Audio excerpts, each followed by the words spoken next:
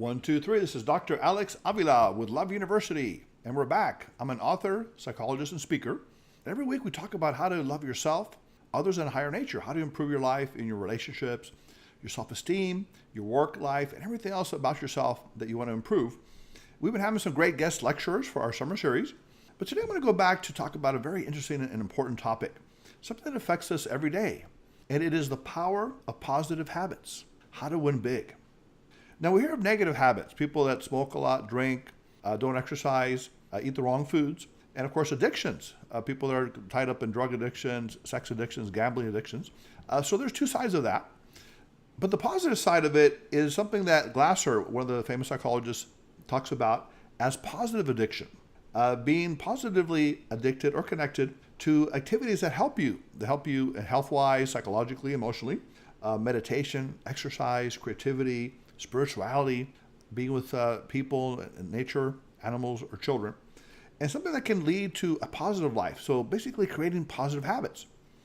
Now, elements of this are, first of all, lightheartedness, a sense of play, whether it's actual physical activity that you'd like to do, running, playing a sport, mountain climbing, rock climbing, maybe working on your car, cooking, playing a musical instrument, writing. Anything that's fun for you, it's lighthearted, it's play, can be this idea of positive addiction, something that you do for fun and also that gives you a pleasure and also that can help you improve your life. At the same time, on the opposite end, you have a certain determination, a certain persistence in this activity. You keep doing it because you enjoy it and you keep pursuing it and becoming better at it, studying more about it, whether it's being a musical person or a scientist or a teacher. Also, it deals with something higher, often mental or spiritual benefits. You want to create meaning, maybe creativity. If you're an artist, you want to create something that other people will appreciate, that will have a lasting benefit. And also with this kind of addiction, positive addiction, you're good at it. You study it, you become better at it, you practice. And they say that it takes about 10,000 hours of practice to develop mastery in a discipline, whether it's athletics or science or teaching or writing. And the important thing also is that you don't criticize yourself. In this activity that you choose, whatever it is, it's something that you accept. You feel better about yourself while you're doing it, instead of criticizing yourself. Now, a similar related concept to the positive addiction is called flow. And this is from a psychologist named Mihaly, a very famous psychologist, who wrote a book on this idea that there's a state of mind in which we're very much in what we call the zone. There are peak moments. We lose track of time. We lose track of being ourselves. We're no longer self-conscious. You may have heard of what's called the runner's high. When you start to run and you just forget everything about yourself. You lose track of time, and it's a joyous feeling. People also have this feeling when they're listening to music or meditating or being in nature, animals or children, making love, being of service to others. So there are many ways that you can create this so-called flow feeling. And it's almost as if you don't exist anymore. You lose track of yourself, your so-called self-consciousness. And they've actually done studies that there's actually great benefits to this idea of flow in terms of performance. Executives who have flow, this being in the zone energy, are often 500% more productive. Snipers, those that shoot during military times, often learn 300% faster when they're in this flow state. And they say that creativity is increased by up to 700% when you're in this free-flowing flow state in which you're totally connected to your activity. Also, there's happiness and inner peace, kind of a sense of you can overcome any challenge when you're in this positive flow state. Athletes have it many times in sports as well. Now, biologically, we look at this flow state and we see that there are certain elements that happen biologically. There's something called the prefrontal cortex in our brain that deals with rational thinking. So we have less of this. There's a downregulation of the prefrontal cortex because we're less self-conscious. We're less critical about ourselves. We're more engaged and absorbed in that activity, whatever we're doing. Also, there's more of dopamine, the reward center in our brain, that makes us feel pleasurable and joyful when we're engaged in this activity. Also, when we look at our ability to hold information, research shows that we can hold about 110 bits of information. Typically, when we talk to someone in a conversation, we use up about 60 bits. So pretty much we're not able to focus on other stuff because we're so focused on the activity we're doing. And that's what happens when you're in flow. You don't worry about your bills you got to pay, you fight with your spouse, your job problems, any other concerns. You just engage in that activity, the physical activity, the mental activity, whatever it is that's giving you pleasure. Maybe worshiping in a spiritual sense, meditation. Even cooking. It can be something as simple as cooking. Some people are artists in the kitchen, and they invest themselves and they just let themselves flow, creating that delicious souffle or baked food that they're making. Now, in terms of flow, one thing that's very important is to look at the challenge that you have versus your resources. If, for example, you have a high challenge and low resources, you're going to have stress because you don't know if you can accomplish this new goal or this new activity. If you have low resource, like you don't have much ability to do it, and there's low challenge, you're probably going to be what's called apathetic. You don't really care. I'm not that good at this, whatever it is, and I'm not really interested in it anyways. The ideal state is when you have a high sense of challenge and a high level of resource or ability. So I want to climb this mountain, and I'm good at it. I've been studying how to do this. I want to play this great piano piece, classical music. I've been practicing it, studying it, and I'm also good at it. So that's the ideal state. When you're in the flow state, when you have a high level of challenge and also high level of resource or ability to accomplish a challenge, that's the peak idea. That's the peak moment. So let's take a look at this. So let's say you want to develop flow. You want to develop these positive habits, whatever it might be, like getting up in the morning and exercising, eating right, meditation, spiritual practice, picking up a hobby, some kind of interest, a sport that you would love, being with animals, maybe training an animal. I recently got a beautiful little golden retriever, a puppy, 3 months old, and it's very lovely, except it likes to bite. It's one of those biting dogs. So we're trying to train it how to not bite and how to, be basically an unbiting kind of dog. So that takes a little bit of time and energy, but that can be a great experience, dealing with animals, flowing with their energy. So first of all, you want to be completely involved in the activity. Eliminate distractions. Many times we have our cell phones, our pads. We're always trying to check email and text and phone calls. So that takes us away from whatever that activity we want to do. Maybe it's gardening, or maybe it's dealing with people, communication. So we're going to put away your cell phones and other things. You need at least 15 to 20 minutes to get yourself in that flow state. Where there's exercise. Think of, like, if you're going to get an exercise program, start 15, 20 minutes a day, or maybe 3 days a week, and then work up to more of it. Also, you want to monitor your emotional state. You might be angry. You might be sad. So you want to first maybe do something to get you out of that state before you enter the activity, whether it's exercise, meditation, reading an inspirational book, or looking on YouTube and finding a funny video. Or maybe you're tired. You need to sleep a little bit, eat, relax yourself before you get into the activity. The other thing that can improve flow is changing the routine in your life. So instead of going to work the same day, go a different route to work, or read a new kind of book, or try a new restaurant, make a new friend. So do something different, because many times we get into routine. We make love in the same way, we go to work in the same way, we have the same kind of food, but that can get us in a rut. So to develop flow, we want to develop kind of a out-of-the-box thinking, a creative nature, something that takes us out of the ordinary life and puts us into this flowing state. Now, usually people think of flow as an individual thing. For example, I'm a rock climber, I'm a runner, I do this on my own, but also there's something called group flow, where people in a group setting can actually create a cohesive sense of unity, and they work together. We've all heard of the fourth quarter comeback in sports, where the whole team is somehow playing amazing out of their minds, and they come back and amazingly win against maybe a superior team, because the whole team is in sync. They're in this flow state, where everything they do, every basket, every goal is able to score. And even in the corporate world, there actually are team building exercises where corporate people in business can actually develop this cohesion, this flow energy. And one of the exercises is called the power of yes. Because many times people come up with an idea and the other person says, well, yeah, but it's going to cost too much. It's impractical. We tried that before. And that hinders creativity and hinders spontaneity. So an exercise that you can actually practice is called yes and. So you can practice this with a friend, and they say something maybe a little bit outrageous or ridiculous, but the other person says yes and they actually build spontaneity. So Reggie, my producer, I want to help you. I want you to help me with this exercise here. This is called yes and. So I'm going to say a few phrases. I want you to kind of say a yes and build upon it. Are you ready, Reggie? Sure. Let's do this, okay? Reggie, there's a blue elephant in the room. Yes, and? Oh, no, Reggie, you got to say something more. You got to add to that. Okay. All right. You have to say yes, and it's getting bigger every day. Okay. All right, let's try that again. All right. Reggie, there's a pink eye in your head. Yes, and there's more where that came from.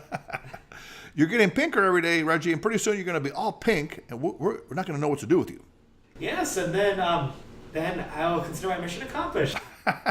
Okay. Reggie, I don't know who's crazier, me or you for this, but we're definitely being very spontaneous. And to see the difference is that many times people get into a negation. They say, yes, but, or I don't think it's going to be the right thing. And they stop themselves. So this is a flow idea. So practice it with your friends and people that you know. Say something that's funny. There's blue cheese on the moon or something. And then see how if you guys can build a little story out of it. Create a little improvisational segment. So that's a way to develop a little bit of flow.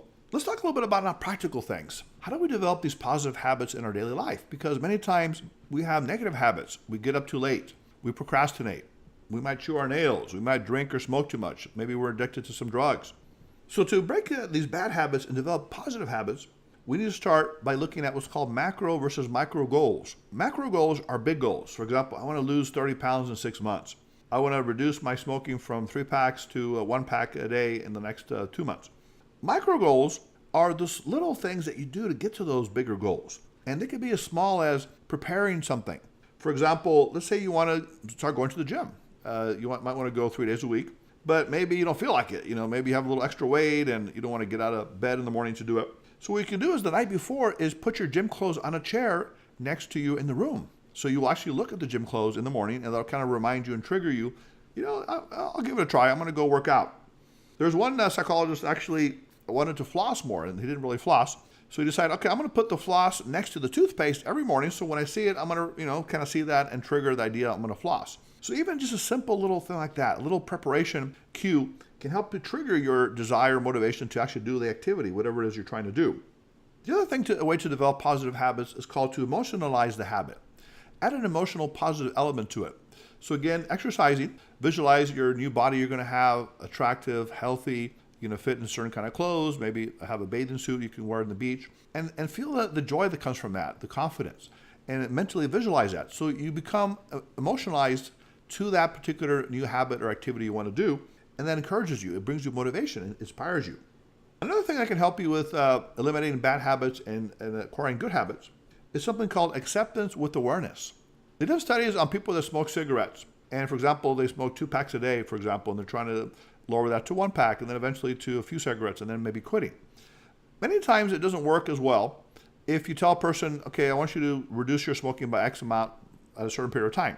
What does work better is to say, look, keep smoking the same number you're smoking now, 1 pack a day, whatever it is, except this time I want you to keep a journal and write down every time you smoke a cigarette, how many cigarettes you smoked, how did you feel about it, and just keep that diary. And many times people that do that actually smoke 50% less than others that don't do that because now they're not pressuring themselves to quit. So there's not that motivation that works against them, but they're aware of what they're doing. So they actually see themselves smoking and they might say, well, this is kind of disgusting and I'm hurting my health. So they actually start to reduce it by themselves without even you telling them. So it's a very interesting technique, awareness with acceptance. Because when we don't accept ourselves, when we fight back, there's the equal pressure of the other part of our mind that says, no, but I'm used to smoking and I feel pleasure from it, or it relaxes me, or eliminates stress. So you have a battle. But when you accept what you have, your current situation, and you're more aware of it, then that triggers the other side of your mind that says, wait a minute, I want to quit this habit. I want to lose the negative side of the health problems I have. The next one is very important. To maintain a positive habit, you need to forgive what I call your go back. Your go back is when you actually go back on your diet. You go back on your sobriety. You go back on eliminating procrastination. And you may make a mistake. Maybe you fall back. You have a moment of weakness. It's very important that you forgive yourself for that, because if you don't, you're going to tie yourself to the negativity of the past, the weakness that you had before, which will likely trigger the same addiction or bad habit to happen again. They've done studies with people that are on diets, and when they think they blew their diet, they end up eating 50% more than if they didn't think that. For example, they said, well, I just made a little mistake. I'm going to get back on my diet. It's okay. Versus, I screwed up my diet. I'm always going to be overweight. They're likely to eat 50% more. So forgiving yourself is a key, because you forgive yourself, you cut the rope from the past, from the weakness that you had, from feeling inferior that I can never change, and you start to develop more self-confidence and more self-ability, and that moves you toward the new goal that you want to do, whether it's losing weight or quitting some bad habits or developing positive habits. The other thing that's important to recognize is what I call the energy pool. We all have certain amounts of energy for certain activities. We have energy for physical activity, for mental activity, for entertainment. And there are times when we are tired, we exhaust certain of our pools. For example, we work too much, we're tired in a mental way, so we need to maybe go out and exercise, do some gardening, play with animals, whatever it might be. Or there are certain times when we're tired of mental activity or physical activity and we want to have some entertainment, something fun. Or we're tired of entertainment. Sometimes people get overwhelmed with a lot of YouTube and Netflix and other kind of TV shows, and their mind becomes overly excited. So they need to maybe put that away and meditate, walk into nature, sit quietly by a stream, read, think, and basically move away from that. So we're going to have these different pools. So the key is to be aware of when your energy is tired and depleted, and then change the pool into a different area to refresh yourself. Another thing that's important is to catch yourself doing things right instead of doing things wrong. What we call our strengths instead of our weaknesses. Many times we're focusing on our weaknesses. I talk too much. I don't talk enough. I'm not good with people. I'm too shy. I'm a procrastinator. I don't finish what I start. Whatever it might be, I'm not good with details. I'm not good with numbers. As opposed to saying, well, wait a minute, I am good with intuition or being creative. Maybe I'm good with people in certain situations. I'm good with my hands. I have other talents. I'm emotionally receptive to others. I'm a good listener. So the key is to focus on your strengths, your positive abilities, because that gives you more confidence, more motivation to keep improving. Now, of course, you do want to attend to some of your weaknesses and areas you want to improve in, but at the same time, you want to focus 80% of your time at least on enhancing your strengths and abilities, because that's going to help you actually overcome your weaknesses, because now you have more inner strength and confidence and self-esteem to say, no, I'm not going to do that bad activity, whether it's spending too much or gambling or yielding to any kind of addictions that you may have or bad habits. And they say that 70% of professionals who use their strengths are actually more engaged and influential at work. So many times it's opposite. You're criticized at work for making a mistake on some kind of paperwork or some other item, and that hurts your self-esteem. Where the key is to reward and reinforce people at work and other situations when they're doing things right, their abilities and their talents. And finally, to build positive habits, you want to have gratitude. Be grateful for everything that you have in your life, whether it's your life itself, friends or family, maybe your work, maybe other things in your life that you're grateful for. And if you may not have anything grateful for, think of something you could be grateful for, something in the future, maybe an experience in life, traveling, something you want to accomplish, leaving something behind. We all can feel gratitude for something in life. Maybe it's a higher spiritual connection. So by developing these positive habits, you develop the idea of flow, positive addiction, and it overcomes any negative addictions we might have or negative bad habits or so-called weaknesses. So we start to overwhelm ourselves with positivity so that our negativities diminish and eventually vanish to a small degree. Now, we're always going to have maybe negative things in life, maybe negative people, some circumstances, and sometimes we do go back and make a mistake. But most of the time, if we focus on our positive growth, on our positive habits, we can definitely win big and accomplish a lot in life. And that really is the purpose of our Love University, is to get you guys the tools and the educational ability in a practical way to live life better, happier, more successful, and also to help others too, because we want to definitely build a community here. And we're going to have some live events coming up in the fall where I'm going to be working and talking about my new books, and we're going to have some interactive fun activities in relationships and love. So I want you guys to write into us and tell us your interest and if you want to participate in what we're doing. You can write to us at lovetype4u@aol.com. That's LOVETYPE, the number 4, letter U at AOL.com. Call us at 310-226-8090. And also our website is loveuniversity.love, where we have our blog and other interesting things. And we definitely love to hear from you. And the idea is to spread love without expectation. And the love, again, can be with yourself, others, and a higher nature. So again, I hope that you've grown something very positive today and practical in your life that you can apply. And whatever bad habit you have or whatever good habit you want to develop, realize that you can start today. Start small, build it up slowly and step by step until you have something great in your life. This has been Dr. Alex Avila. So it's time now to put away your books, your pens, your notepads, and Love University is now recessed. Until next time.